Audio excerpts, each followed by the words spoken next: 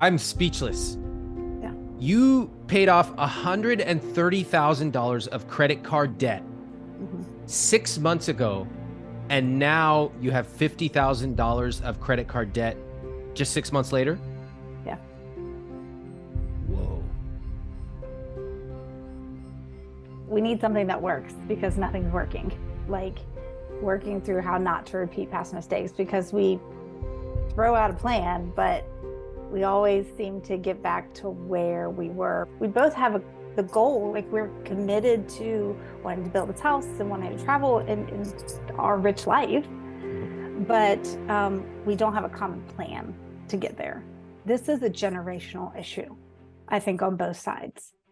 And now as a mom and as a wife, I'm breaking that. Meet Kevin and Sarah. He's 42, she's 38. They have accumulated $200,000 of debt.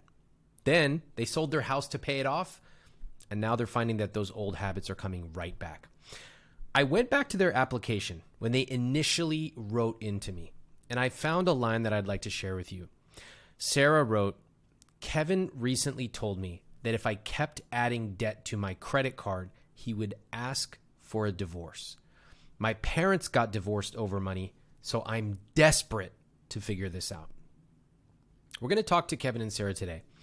But one of the biggest lessons of this podcast is that our money decisions are rarely only our own.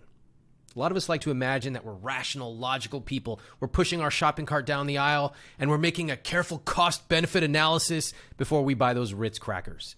In reality, our parents bought those crackers, and they subconsciously taught us that love means buying this exact brand. We learn how to talk about money from the people around us. We learn how to invest it, or if investing is even for people like us. And of course, we learn how to spend from the people around us. And it is very, very hard to shake those generational lessons away. I would encourage you to listen to this episode, and I would invite you to watch it on YouTube. The body language and the facial expressions you'll see add a whole layer of understanding.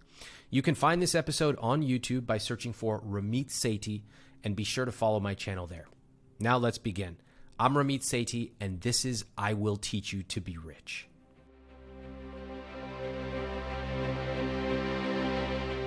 We did Dave Ramsey's thing. We tried that, spreadsheets, our own made up, throwing spaghetti against the wall.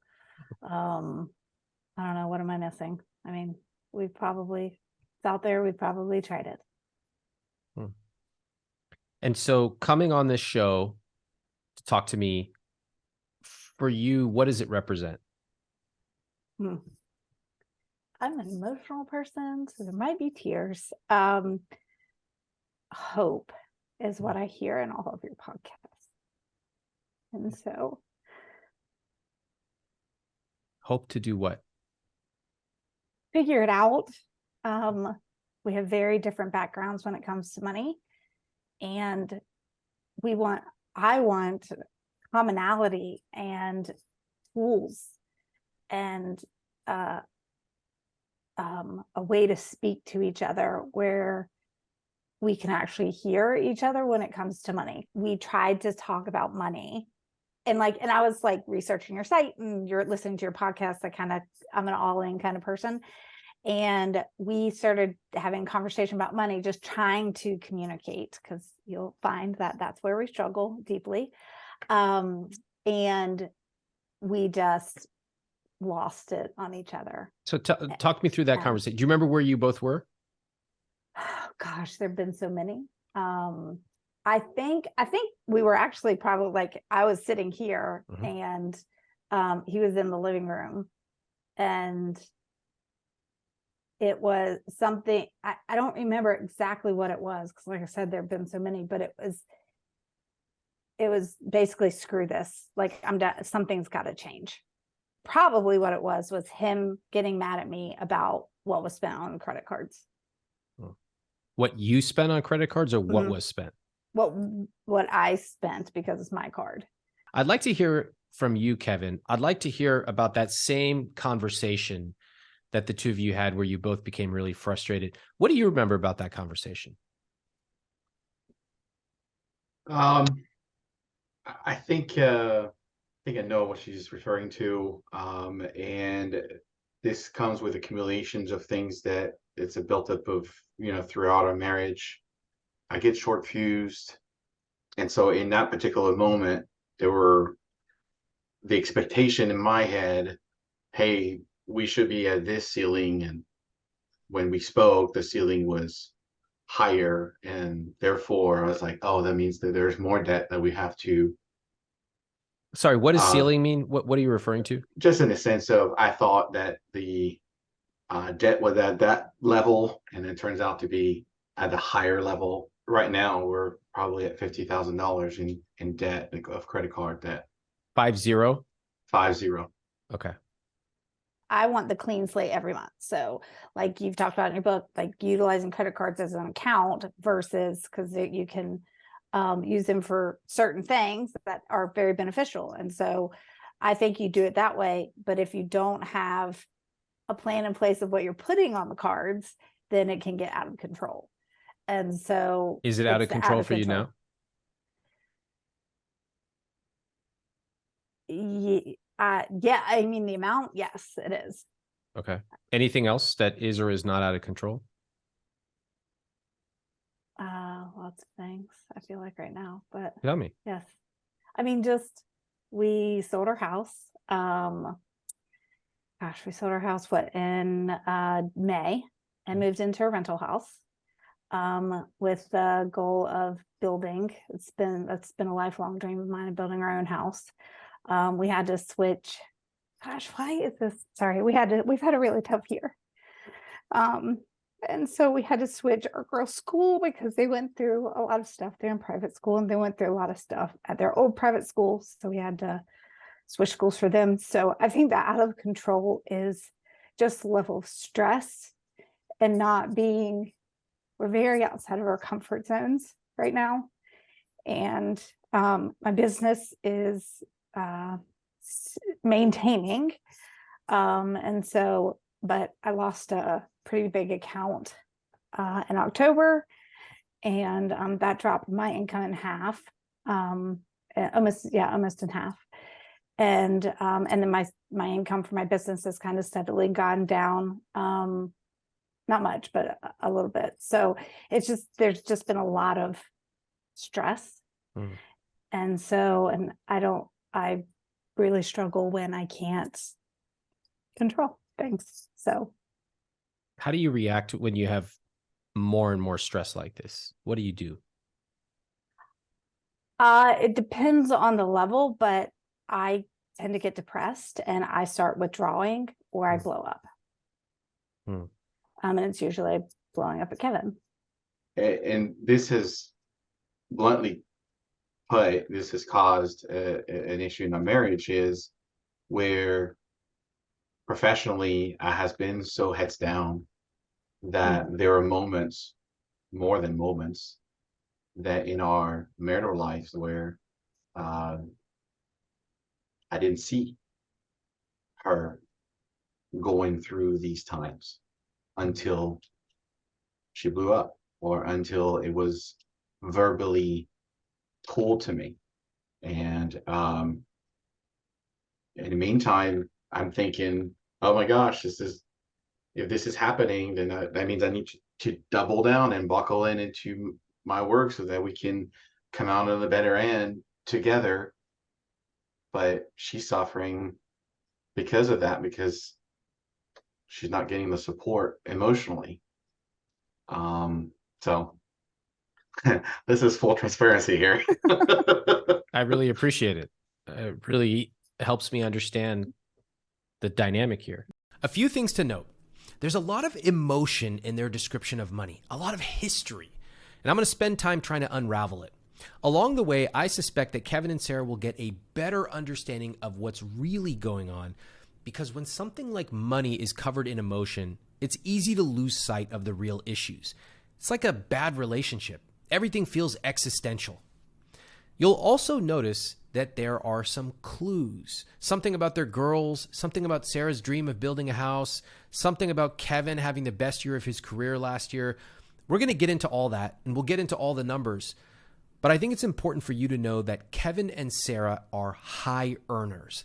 Keep that in mind as we continue on this conversation. I think that money is a foundational struggle for us because we can't sit down and have a non-emotional conversation.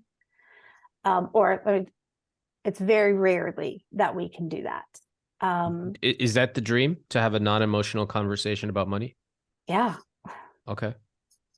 And if you were to have a non-emotional conversation about money, what would that look like? Just sitting down together over wine or dinner or out to eat or just in the living room and talking about the spending and the things that we've done without criticism or feeling put down. Who feels put down? I do. Okay. So you'd have conversations without you feeling put down. What else? Feeling as an equal in Okay. the conversation. And having a common goal.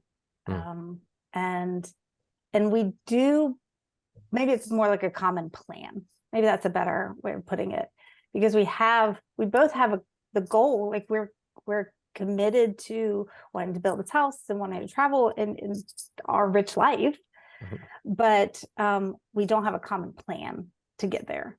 What has stopped you from making a common plan towards an already common goal? We don't speak the same language. What language do you speak? Well, we don't. He actually does completely speak a different language, but he speaks numbers, and like it's just very, this is how it is. I mean, a perfect example is he was like, can't you just transfer the money over to the credit card? And I don't know why that is very hard for me to do. And he's like, it's just a button, click a button. And I'm like, it's not that easy. There's a lot of emotion behind it. So he speaks the language of numbers. And what language do you speak? Emotion. My childhood was very much all emotions when it came to finances. My parents divorced over finances. Like there's a lot of baggage. I want to talk about how you were raised. I find it very interesting that you speak the language of emotions.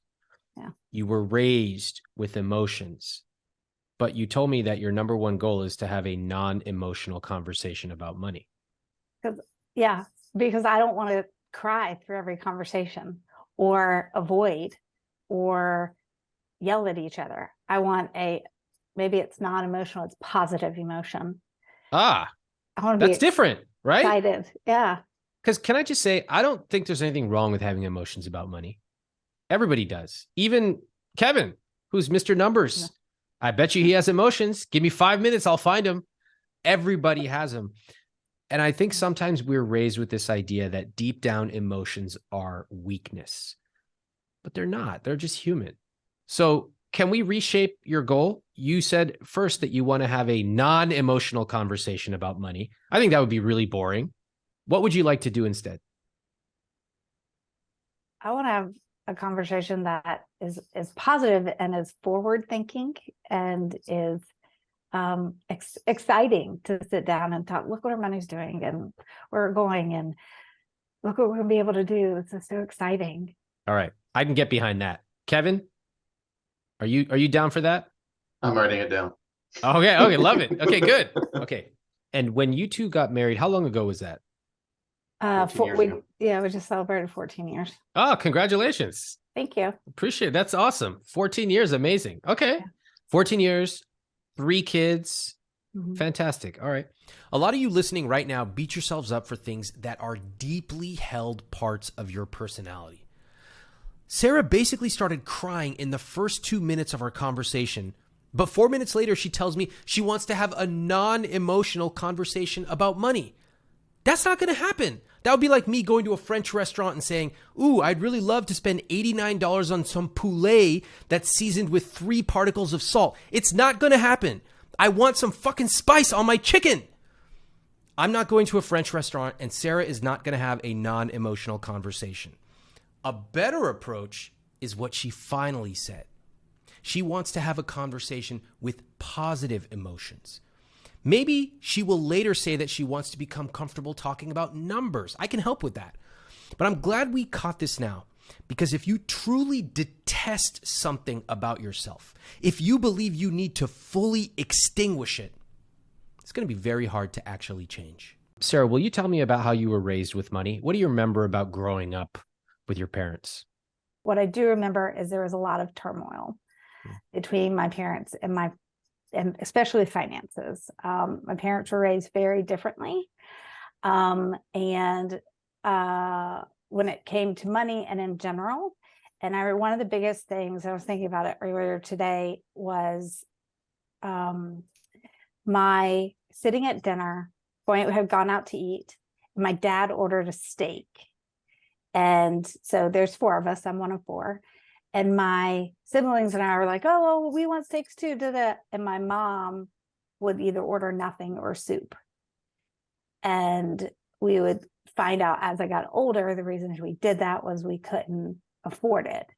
And instead of arguing with my dad there in the restaurant, she would just let it happen. And there were lots of times my dad bought a car without consulting her. And there were 6 of us, and it was a 5-seater. And it was like, and then he'd go and buy TVs and just different things. And it was always, we can't afford it. We can't afford it. And who said that? My mom. Okay. And my dad worked hard, but we grew up on the poor side. He grew up very poor, and my mom grew up wealthy. And so it was very 2 different sides of the track. Can you think of any examples where that difference really manifested itself? I know of some that my mom told me about. And that they would not be able to pay the light bill. Mm-hmm. And my dad would say, just go ask your parents for it. Oh, wow. Mm-hmm. And your mom told you that story, not your dad? My mom told me that story, yes. And did they separate, your parents? Mm-hmm. When I was 16. Why then? Money and other things. I see. Mm-hmm. And who was the one who initiated the separation? I think my mom. Okay. Looking back now as an adult, as a mother, looking back on how you were raised as it relates to money, what are the things that you take away? That my mom was just trying to survive was a big one. That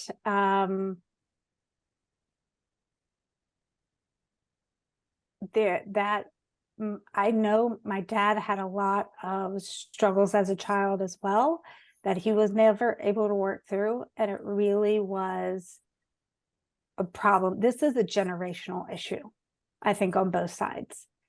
And now as a mom and as a wife, and I'm done. I'm breaking that. And I don't want my children, and we have 3 girls. And so I don't want them to grow up in their life and not know what I didn't know. I don't want them to be in these same positions, to risk their marriages because they can't budget well or whatever. I don't want to end up like that. And I don't want us to end up like that. Do you think you are destined to end up like that? If we keep going the way we're going, yes. That helps me understand a lot. Thank you. Kevin, what about you? How were you raised with money? My dad worked a lot. My last band that I seen, he managed the money. My mom stayed at home.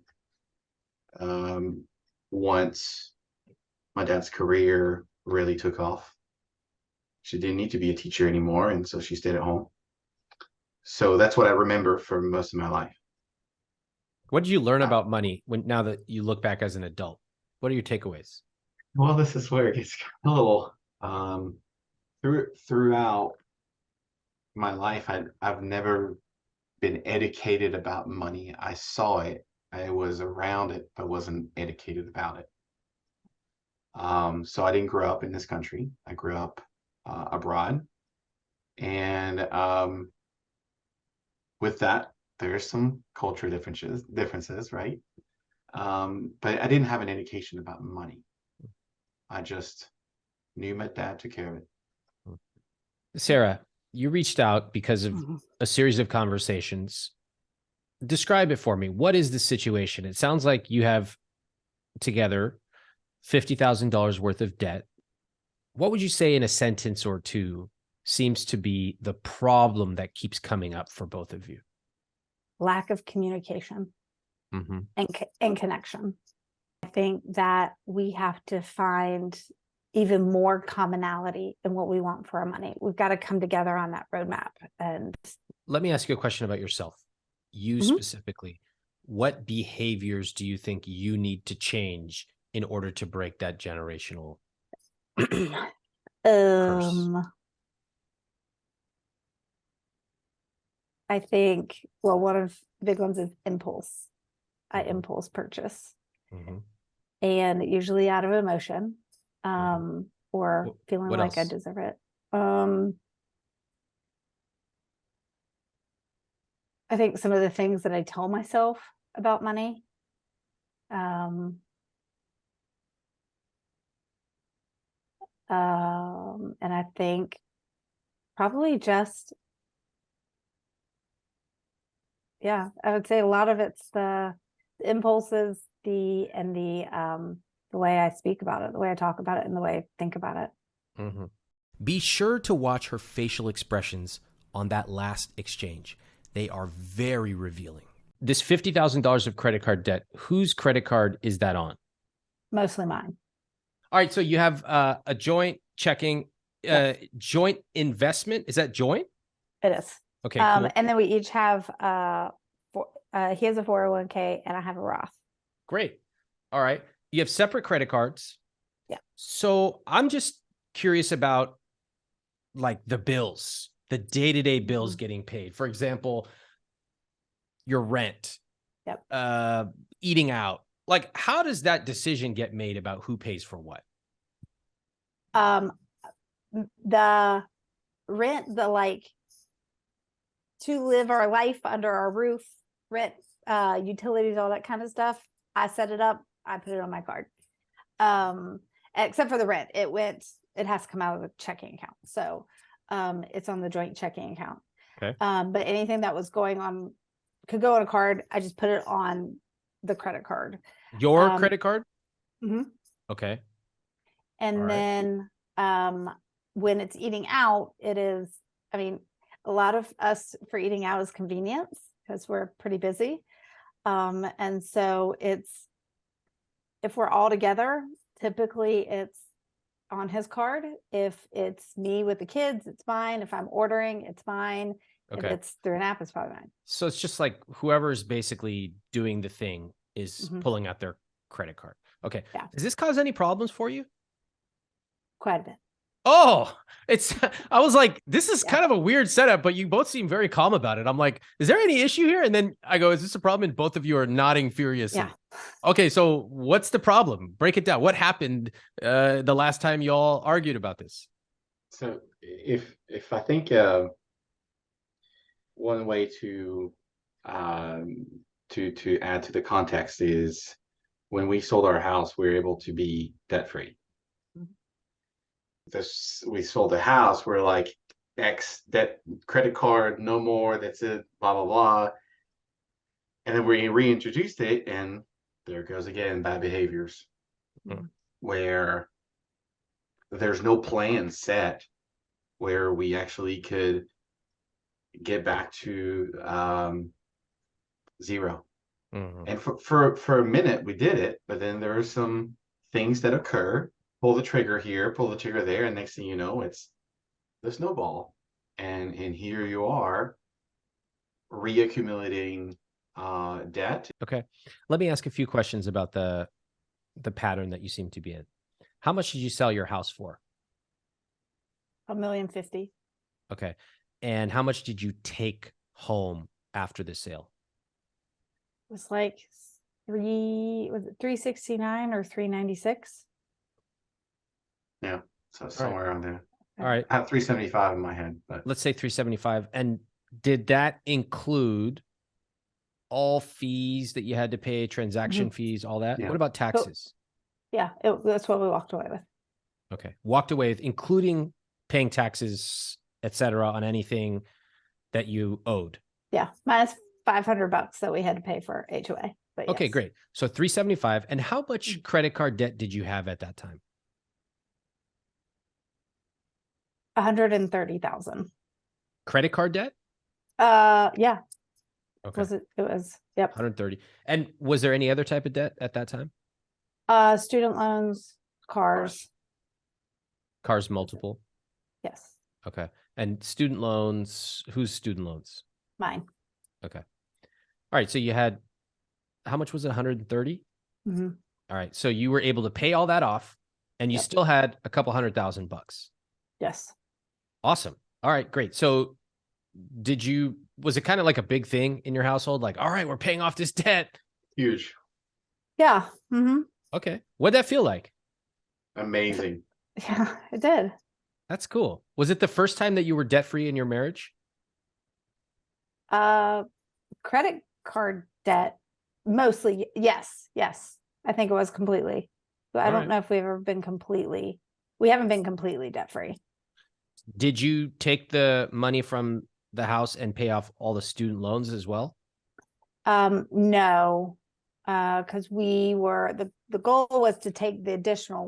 We sat down and we decided we were going to pay off the credit card debt, and then the additional amount that we had left over, we were going to invest some of it, save some of it to have cash available for whatever reason, and then utilize that for a down payment on land.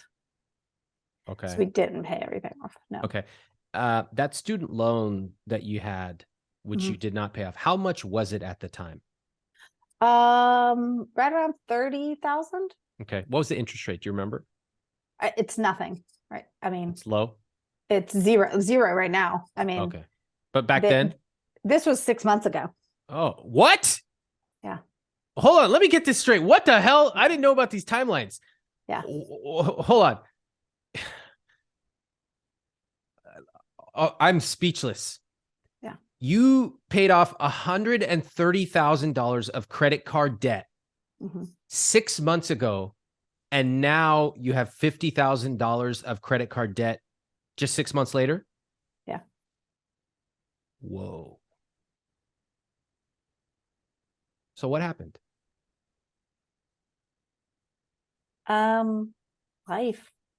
Wait, okay, this is like, if this was 5 years, I would be like, all right, yeah, life happens. But 6 months, we can figure this out in like 25 seconds. Let's just do it right now. Okay, life happens. All right, not that much life happens in 6 months. So let's break it down. What vacations did you take in the last 6 months? Well, we paid for a cruise that we have coming up. How much is that?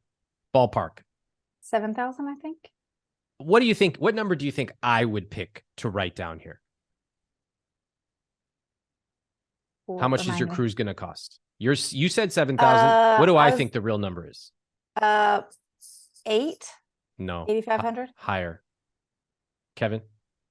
1150. Love out pop on it. Okay, so let's say 11,000. What else you spend money on the last 6 months? Business stuff. This is that credit card debt is including the business cards. Okay. How much did you spend on the business? I think it's 15. Okay, 15 on business. You spent that on a credit card. Okay. What else? Eating out, you mentioned? Eating out, that's a big one. How much? Us. 3,000 to 4,000 a month. Let's say 4,000 a month. What else did you spend money on the last 6 months? Yeah, I had surgery in July. Okay. And so a big cost was post care. Okay. How much was that? I was spending, I think, almost $1,000 a month For 6 months? for 5 Wow. months. Okay. hmm And are you doing all right? hmm Okay. Good to Yeah. hear. Okay. Anything else? Christmas, How much? I don't know. Like 100, 10,000. What are we talking about? 4,000. All right. Anything else? Clothes you mentioned, Sarah? Clothes. This is actually the first time we've had to buy like a large amount of clothes because our Mhm. girls were in uniforms before, and the school had like a hand-me-down thing. Mm-hmm. So in August we spent, I don't know, maybe 2,000 on clothes for all 3 of the girls. Okay. I'm trying to think what other. I've had some trips with my Like what? business. The one in September was about 2,000. Mm-hmm. Cabo was my flight, which I spent quite a bit on my flight. How much? 3,500. Okay. What else? Um,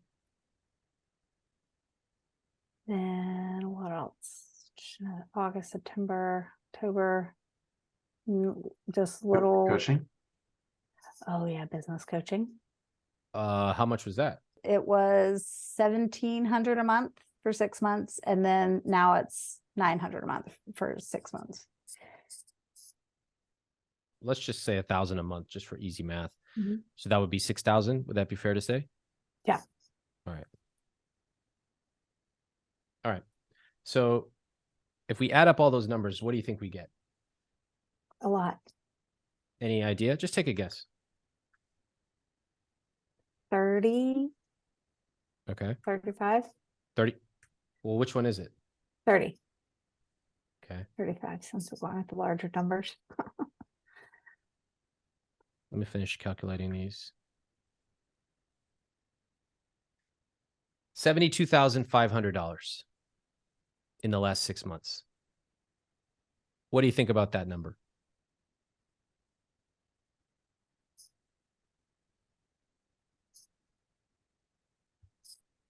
Wow. That's unexpected. All right, I need to lay down the fucking law here for a few different items. Can you see that affirmations board behind Sarah? They just spent $72,000 in 6 months, putting them back into credit card debt. But she has these Etsy affirmations behind her, these posters. Here's what they say: this year will be different.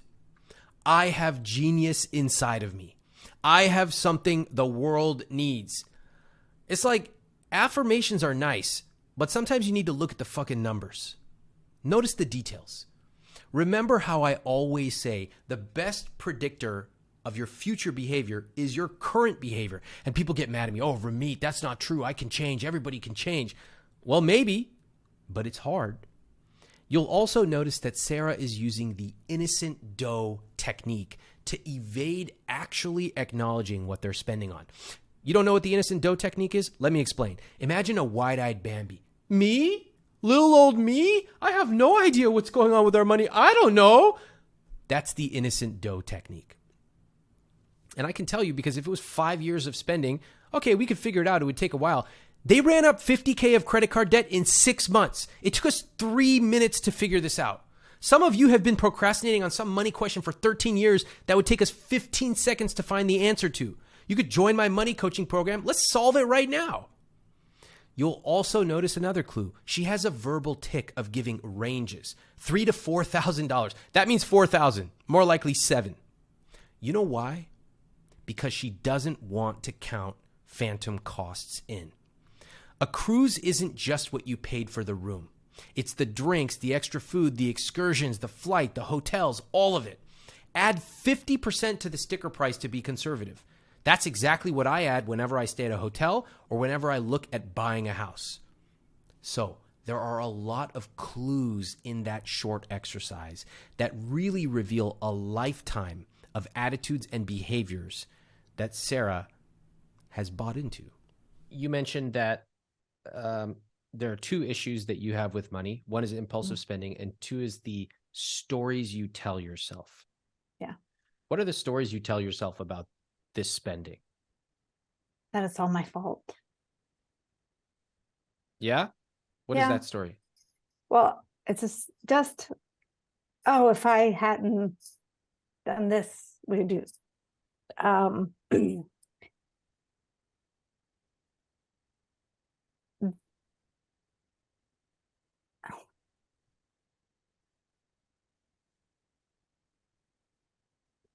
It is, I put a lot of, I guess, guilt and stuff on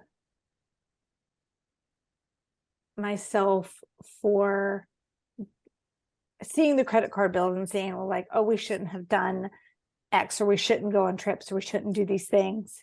And then I think about the way I grew up, and I was like, well, screw that, because I want my kids to have a different life. We didn't do trips, we didn't do fun things. I don't want my kids to feel like that we can't go buy clothes because we don't have any money. And so I just ignore it. And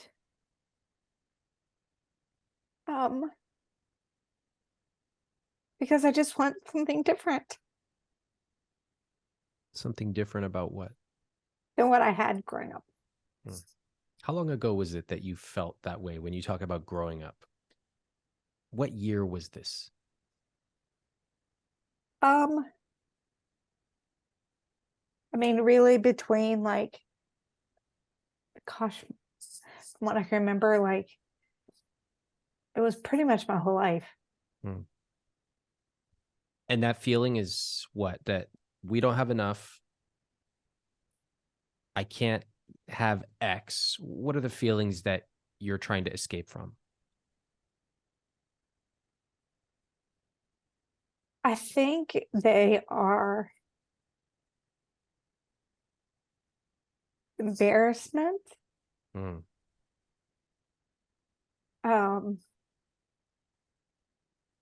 confusion, frustration, and sadness.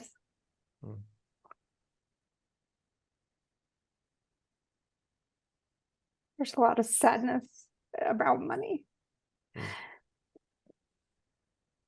And have you also spoken to therapists?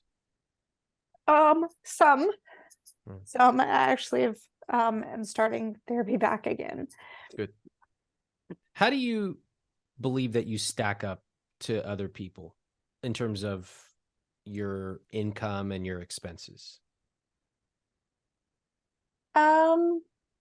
I think income wise, we're pretty comparative. Yeah. What would you call yourselves?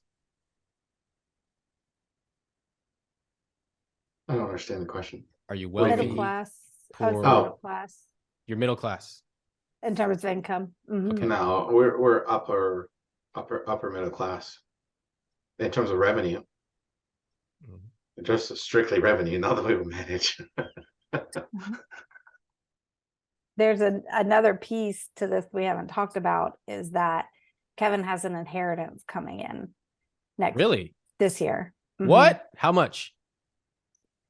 It depends on the exchange rate, but Yeah, it depends on the exchange rate. What? Not that much. 300 to 400,000. Yeah, we'll keep it like that. All right, good. Something like that. So it's a sizable amount. Okay, that's interesting. I did not know that. And what's the plan with that money? Well, that's what we want to talk to you about. That's what we need help with. We're not asking you to solve our life's problems in But a 2-hour span of conversation or however long we'll discuss, but at least is addressing these behaviors that we have so that we don't swallow.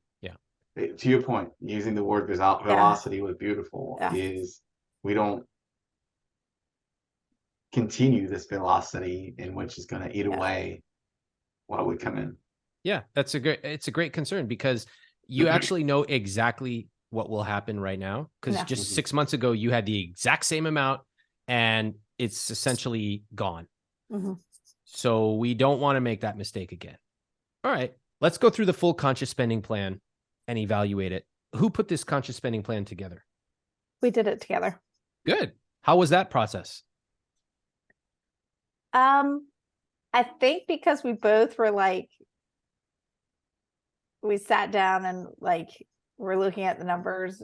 It was overwhelming. But it was a civil conversation. That's good. Let me recap their numbers here for you, okay? Because something is missing. Their total net worth is $150,000. They have $100K in assets. They've got 2 cars, a Ford Expedition and a Tesla. They've got $137,000 in investments, $93,000 in savings, $179,000 of debt, $30K of which is student loans, over $50K of which is credit cards, and about $100K left on the car loans. All right. Let's talk about the income. I found this one very interesting. All right. So, Sarah, what's your gross annual income? Annual income? Mm-hmm. I think last year I will bring in just under 100,000. Just under means what? Just tell me a number. Sorry. I don't think that's right. 70. I'll say 95. 95,000. Okay. Uh-huh. And Kevin, what about you? This past year, 214. What? Well, mine was, I'm contracted. Okay. I'm a contractor too. So it's like where my income is coming in. So that monthly number is current. 3 months ago, it was at, I don't know, 11,000. What? So, because I lost a large contract. Okay, so but collectively, the two of you are making about $309,000 a year. This Is that fair to last say? year. Yeah, this last year. Okay, and this year, what will you make? I don't really know. Ballpark. If I hit all my goals, No, because you're probably not going to. Most people don't.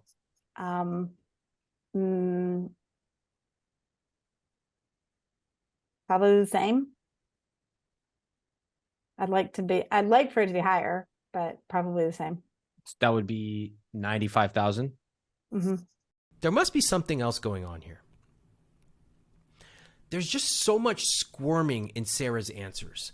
I ask how much she spent on the cruise. She gives me a range. I ask how much Kevin's going to inherit. She gives me a range. By the way, $300,000 to $400,000 is her range. I ask how much she's going to make this year. She gives me a hypothetical. This is a great example of what I mean when I say to live a rich life, you have to be honest with yourself and honest with the people around you. You have to learn how to pick numbers that make planning easy. You can get them wrong. That's okay. You can correct them later.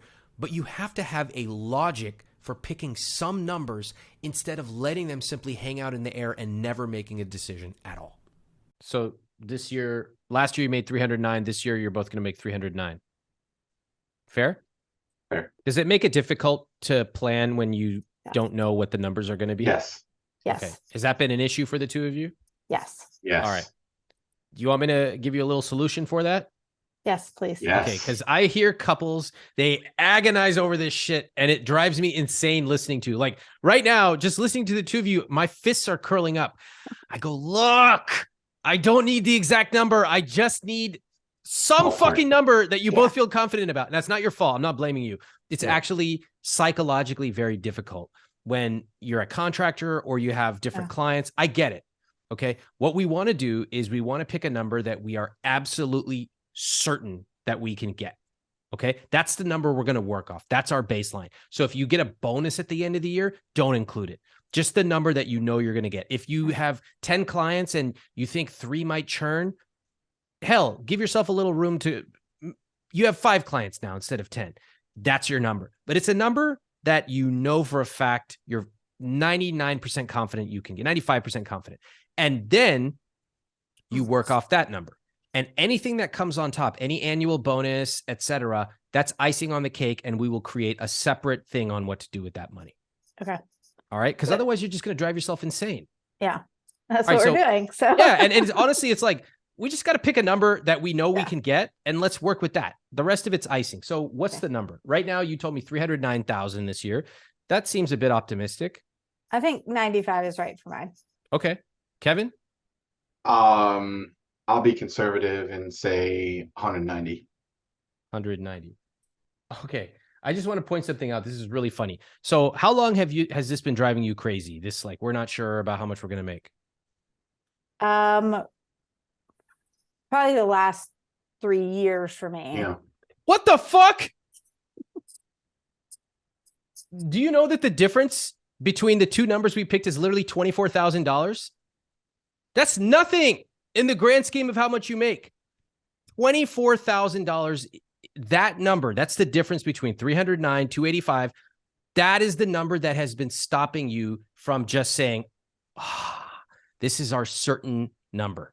The lesson here is to stop letting tiny barriers get in the way of your rich life.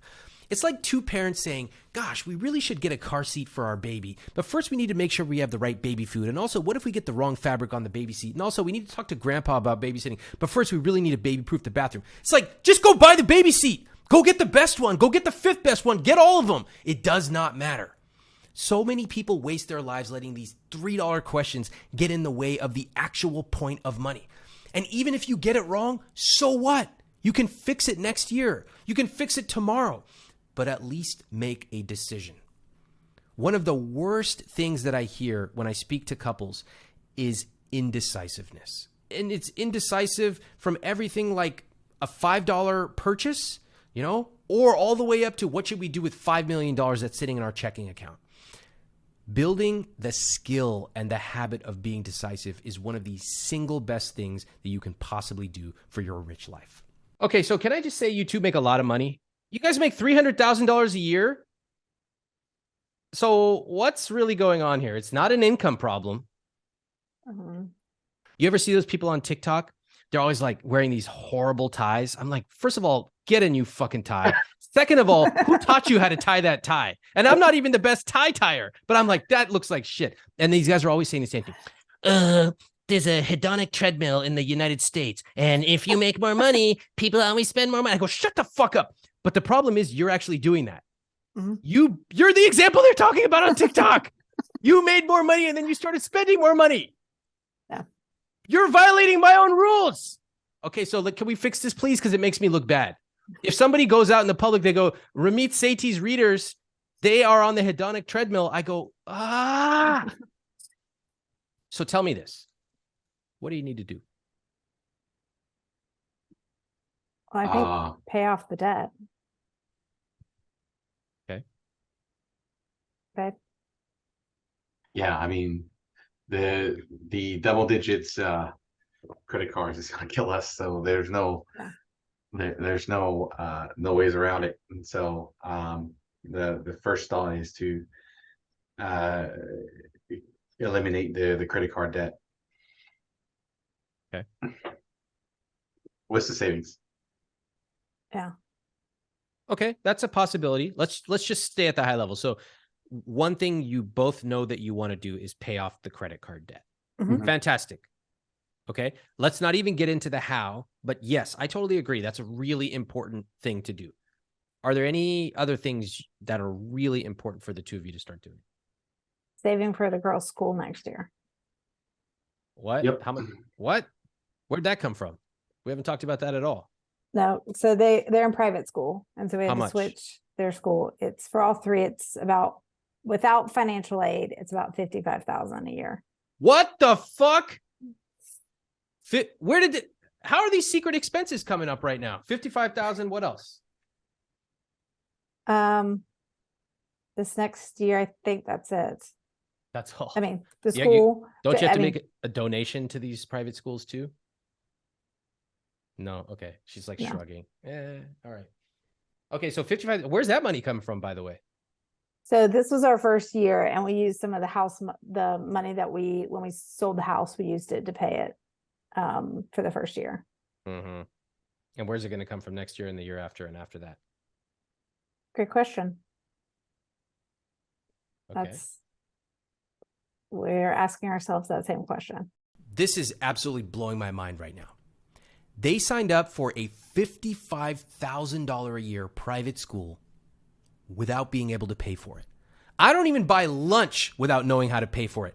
They committed to 10 plus years of $55,000 a year, and they can only afford 1 year of it. You know, there's this idea floating around the financial world that people who make a lot of money always spend it. Like there's so many Americans making multiple six figures and just living paycheck to paycheck.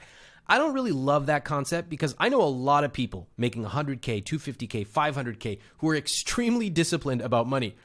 But Kevin and Sarah are doing exactly what all those people talk about. They have a high income and they are spending every last cent and more.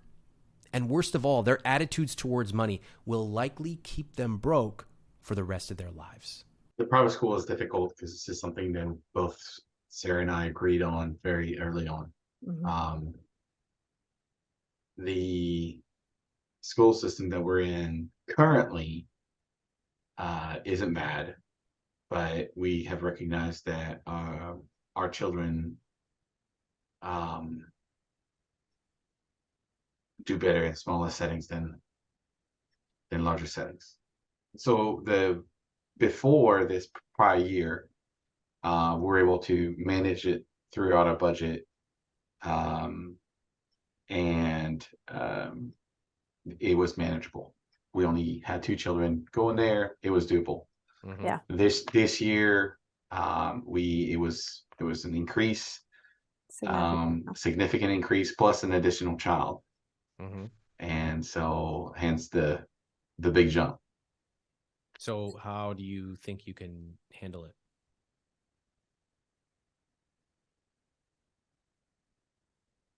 Yeah. I mean, It's a question. make more money. Make more money is the only answer. What do you think of that answer?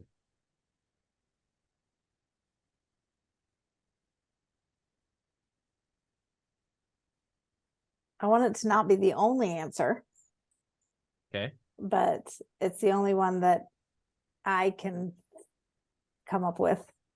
Okay. Or no. Do you believe yourself when you say that?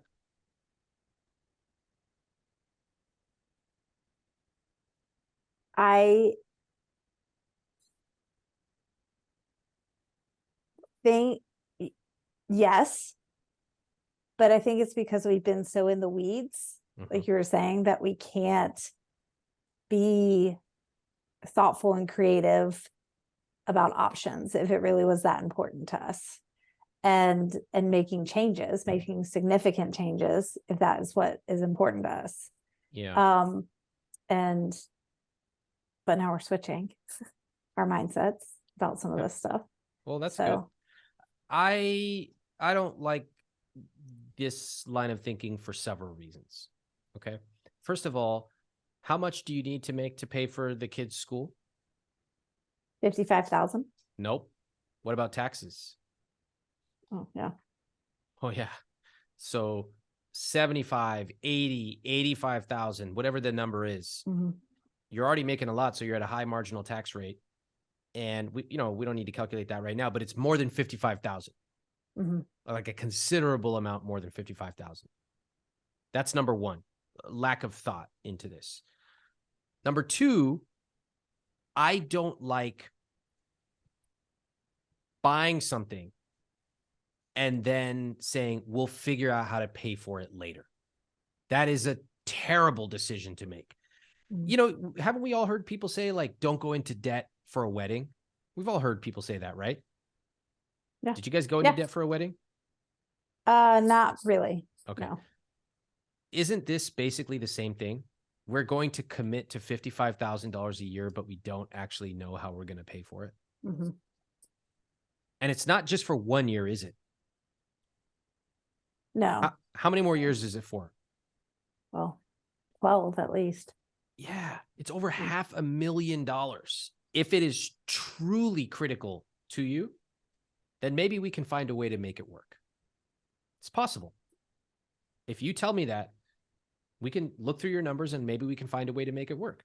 But I can tell you that it would involve you radically changing the way you live. Have you both entertained the idea of potentially not doing this private school? The only other option that I would entertain is homeschooling. That's it? Yep. I'm not putting my kids in public school. That's a conversation that we really have to get into and make that decision. I mean, and make the decision and make it together. And I mean, but I think we need to kind of live in both scenarios, like in the scenario of what that feels like, of like cutting back the things. I mean, I think we need to do that anyways, regardless of the school piece. But if we take that out, what does that look like? And if we keep that in, how does that feel? And I think we need to live in that and have that, because we've never really done that. We've never really had the conversations and sat down together and said, okay, are we going out to eat this week? Or we haven't ever really felt that pain. Yeah. And I think we need to decide I think we need to feel it to decide if it's worth it. Let me summarize. Kevin and Sarah make over $300,000 per year. They sold their house, they paid off $130,000 of credit card debt, yet 6 months later, they were back in $50,000 of credit card debt. They recently committed to 12 years of private school at $55,000 a year, but they have no idea how they're going to pay for it. I truly hope you're getting a chance to watch their facial expressions on the YouTube version of this podcast, because the rest of our conversation is surprising and eye-opening. And you can hear the rest of it next week on the I Will Teach You to Be Rich podcast. I will see you then.